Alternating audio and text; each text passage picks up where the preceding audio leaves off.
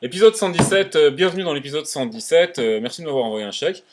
Et voilà, donc bienvenue à bord, bienvenue pour ce nouvel épisode, dans lequel je vais enfin répondre à cette question. Vous attendiez tous la réponse. Le pourquoi du comment, pourquoi Docteur Maquinouche, pourquoi Docteur Maquinouche, tu fais toutes ces vidéos que tu mets sur internet, pourquoi l'étrange thérapie du Docteur Maquinouche, dans quel but? Dans quel but? Alors je vais répondre à ça. Mais au préalable, on va faire un petit jingle pour le plaisir. Et puis je vais boire un peu de vodka aussi, parce que j'ai soif. Attendez, j'arrive. Hein. On va fêter ça comme il se doit. Un petit peu de vodka. À la vôtre, à ta santé, à la mienne, à toutes vos santé. Longue vie, prospérité, gloire, beauté, intelligence, justice, bonheur, amour, respect et argent.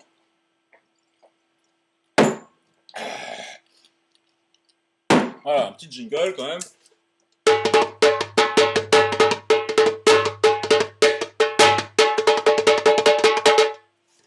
Voilà.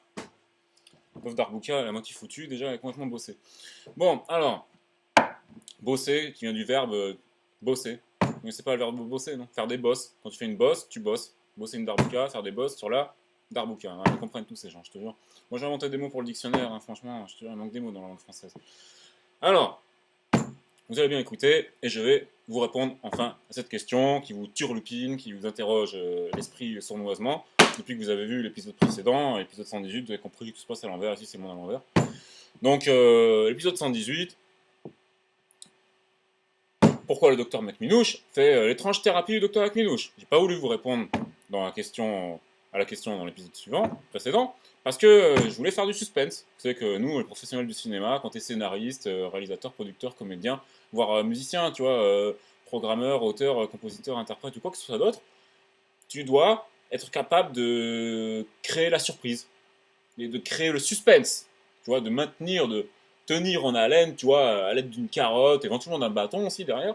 À l'aide d'une carotte, tu dois tenir en haleine le pestateur et tu dois l'amener comme ça pendant 1h30 jusqu'à la fin du film, tu vois. Si tu lui montres les nichons de la fille au bout de 5 minutes, il ne voudra pas regarder le film jusqu'au bout.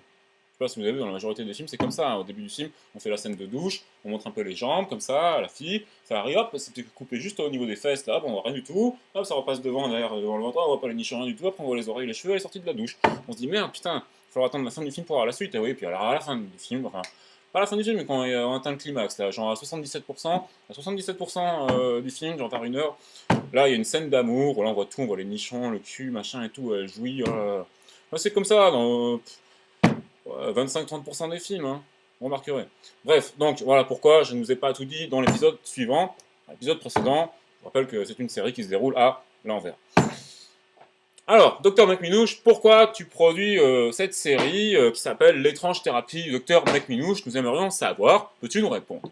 Je vais vous répondre. Alors, vous n'êtes pas sans savoir que certains d'entre vous, vous avez des âmes. Hein, vous avez des âmes. Vous avez entendu parler de réincarnation. Entendu parler de réincarnation.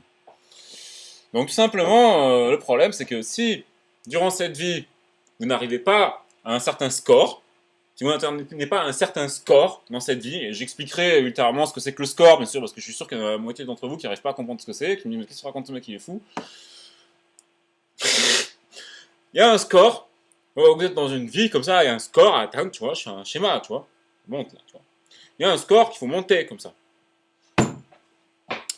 Et donc, si vous n'arrivez pas à atteindre un certain score, un certain niveau de pureté, un certain niveau de correction dans cette vie, si vous êtes resté un pauvre naze dans le monde matériel qui, ma foi, somme toute, se contente très bien d'un enfer approximatif comme la planète Terre, où les gens souffrent, les gens crient, les gens se battent, les gens ont peur, les gens s'affrontent, les gens se volent, les gens se bousculent, les gens se piétinent, les gens se crachent dessus, les gens se font de la guerre, se piquent les sandwichs, se piquent les porte-monnaies dans le métro, se marchent sur les pieds sans dire merci, se volent leurs femmes, se tripotent le cul entre eux à la sortie du boulot en cachette de leur mari. Dans un monde comme ça, si vous vous contentez de ce monde-là, si ce monde vous va très bien, qu'est-ce qu'il va vous dire? Dieu va dire, bah, restez ici.